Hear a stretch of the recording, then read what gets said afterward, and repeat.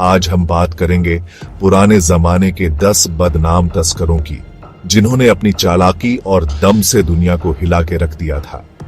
ये वो समय था जब सिल्क रूट पे कारवां लूटे जाते थे, जब समुद्री डाकू खजाने के लिए 7 समंदर पार करते थे। तो तैयार हो जाओ, क्योंकि मस्ती मंच लाया है आपके लिए तस्करी की 10 अजब कहानियां। हमारी लिस्ट में नंबर 1 पे है एक ऐसा नाम जो सहारा रेगिस्तान जितना बड़ा और रहस्यमयी है, तेहरका। तेहरका एक बर्बर सरदार था जो 3री सदी में रोमन लोगों के लिए काल बन गया था। रोम वाले तेहरका से कांपते थे क्योंकि वो रोमन कारवां लूटने में माहिर था। सोना, चांदी, रेशम, मसाले, तेहरका सब कुछ लूट लेता था। रोमन सिपाही उसे पकड़ने की कोशिश करते, लेकिन तेहरका रेत में गायब हो जाता था। कहते हैं तेहरका इतना अमीर था कि वो अपने ऊंटों को सोने की नाल से जूते पहनाता था। हालांकि तेहरका चोर था, पर अपने लोगों के लिए वो हीरो था। वो अपनी लूट का बड़ा हिस्सा गरीबों में बांट देता था। तेहरका की मौत आज तक एक राज है। कोई कहता है वो लड़ाई में मारा गया, कोई कहता है वो अपने खजाने के साथ गायब हो गया। सच जो भी हो, तेहरका का नाम हमेशा के लिए एक निडर और रहस्यमयी तस्कर के रूप में याद रखा जाएगा।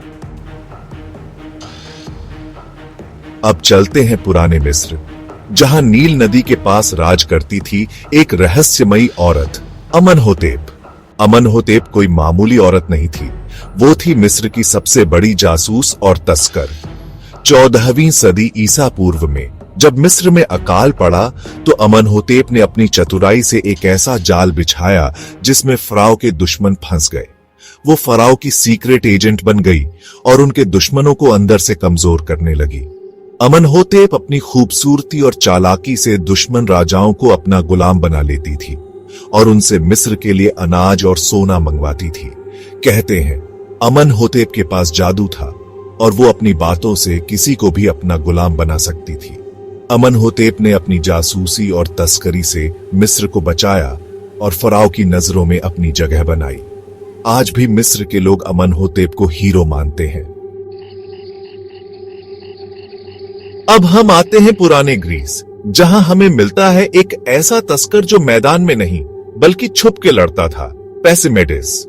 पैसिमेडिस एक स्पार्टन योद्धा था जो अपनी चालाकी और लड़ाई के हुनर के लिए मशहूर था। 5वीं सदी ईसा पूर्व में जब ग्रीस में पेलोपोनेशियन युद्ध चल रहा था, पैसिमेडिस ने अपनी सेवाएं सबसे ज्यादा पैसे देने वाले को दे दी। वो दुश्मनों के इलाके में घुस जाता, उनके राज पता करता और उनके खिलाफ जासूसी करता। कहते हैं पैसिमेडिस एक बार अकेले ही दुश्मनों के शहर में घुस गया और उनके सबसे बड़े जनरल को मार के वापस आ गया। उसकी इसी बहादुरी के लिए उसे स्पार्टा का साया कहा जाता था। वो एक ऐसा तस्कर था जिसने अपनी जान जोखिम में डालकर इतिहास बदल दिया। चैप्टर 4, रेशम मार्ग का बाज, फजलानी। अब हम चलते हैं रेशम मार्ग पे, जहां हमें मिलता है एक ऐसा व्यापारी जिसने पूर्व और पश्चिम को जोड़ा, फजलानी। 10वीं सदी में फजलानी ने एक ऐसा सफर किया जो उस जमाने में नामुमकिन माना जाता था। वो बगदाद से चलकर चीन पहुंचा, वो भी रेशम मार्ग के खतरनाक रास्तों से। इस सफर में उसने ऊंचे पहाड़, सूखे रेगिस्तान और डरावनी नदियां पार की। लेकिन फजलानी ने हार नहीं मानी और अपने साथ कीमती मसाले, रेशम और जड़ी बूटियां लेकर चीन पहुंचा।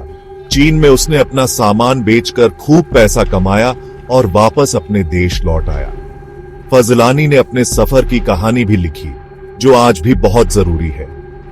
फजलानी सिर्फ व्यापारी नहीं था, बल्कि एक ऐसा दूत था जिसने 2 बड़ी सभ्यताओं को जोड़ा। चैप्टर 5, कैरेबियन की कल्याणी, एनी बोनी।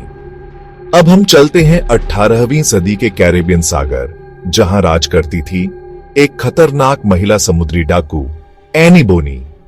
एनी बोनी का नाम सुनते ही बड़े बड़े नाविक डर जाते थे। वो अपनी बहादुरी और बेरहमी के लिए मशहूर थी। एनी ने अपने पति जॉन रैकहम के साथ मिलकर कई जहाज लूटे। वो खुद तलवार और बंदूक लेकर लड़ाई में सबसे आगे रहती थी और दुश्मनों को नहीं छोड़ती थी। उसके जहाज का झंडा देखते ही व्यापारी जहाज भागते थे। लेकिन एनी उन्हें कभी नहीं छोड़ती थी। कहते हैं एनी इतनी बहादुर थी कि वो मां बनने वाली होने पर भी लड़ती थी। हालांकि एनी आखिर में पकड़ी गई, लेकिन उसकी कहानी आज भी लोगों को रोमांचित करती है। वो एक ऐसी औरत थी जिसने दुनिया के सारे नियम तोड़कर अपनी मर्जी से जिंदगी जी। चैप्टर 6, चांदी का शिकारी, विलियम किड।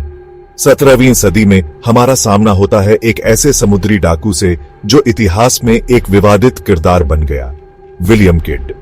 किड एक स्कॉटिश नाविक था जिसे पहले समुद्री डाकुओं को पकड़ने के लिए रखा गया था, लेकिन जल्द ही वो खुद एक खतरनाक समुद्री डाकू बन गया और हिंद महासागर में जहाज लूटने लगा।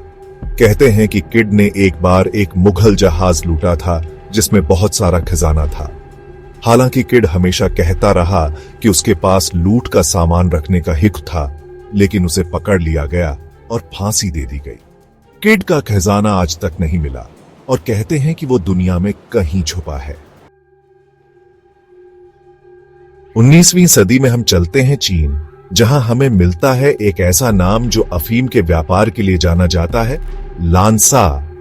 लांसा एक चीनी समुद्री डाकू था जो अंग्रेजों के लिए अफीम की तस्करी करता था। चीन में अफीम बैन थी, लेकिन लांसा अपनी चालाकी से खूब सारी अफीम चीन लाता था। उसके पास ढेर सारे जहाज थे और हजारों लोग उसके लिए काम करते थे। लांसा ने अफीम के व्यापार से बहुत पैसा कमाया और चीन में अपना राज चलाया। उसकी इतनी पावर थी कि वो अफसरों को भी रिश्वत दे देता था। लांसा की कहानी हमें अंग्रेजों के राज के बुरे दौर की याद दिलाती है, जहां कुछ लोगों ने अपने फायदे के लिए पूरे देश को बर्बाद कर दिया।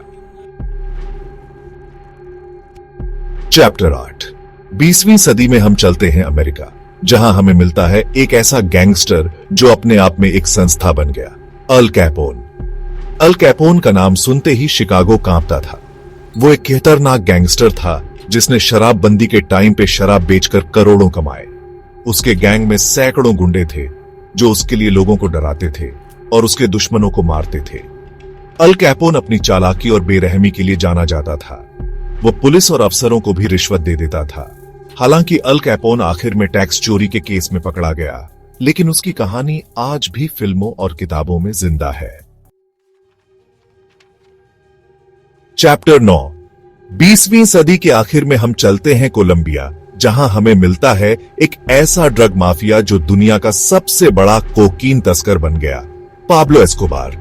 एस्कोबार एक छोटे मोटे चोर से इतना बड़ा बन गया कि उसका मुकाबला करना मुश्किल था। उसके ड्रग्स के कारोबार का जाल पूरी दुनिया में फैला था और वो हर साल अरबों की कोकीन बेचता था।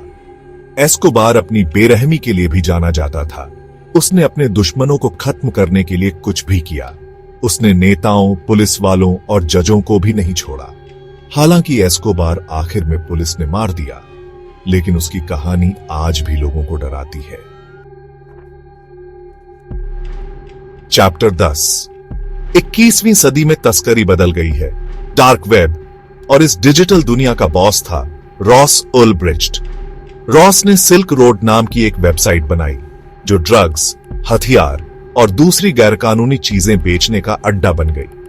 सिल्क रोड पे सब कुछ बिना नाम बताए खरीदा बेचा जा सकता था। रॉस ने इस वेबसाइट से करोड़ों कमाए और दुनिया भर में अपना कारोबार फैलाया। हालांकि रॉस आखिर में पकड़ा गया और उसे उम्र कैद हो गई। रॉस की कहानी हमें बताती है कि टेक्नोलॉजी ने जहां दुनिया को छोटा किया है, वहीं दूसरी तरफ जुर्म करना भी आसान बना दिया है। रॉस उल्ब्रिcht की कहानी आज के जमाने के खतरों का एक उदाहरण है। तो दोस्तों, ये थी पुराने जमाने से लेकर आज तक के 10 सबसे बड़े तस्करों की कहानियां। इन कहानियों में रोमांच है, राज है और इंसान के बुरे पहलू की सच्चाई है। इन तस्करों ने अपनी चालाकी, दम और बेरहमी से दुनिया बदल दी। उन्होंने नियम तोड़े, सरहदें पार की और अपनी मर्जी से जिंदगी जी। हमें उम्मीद है कि आपको ये वीडियो पसंद आया होगा। ऐसे ही मजेदार और जानकारी वाले वीडियो देखने के लिए मस्ती मंच को सब्सक्राइब करो और बेल आइकॉन दबाना मत भूलो।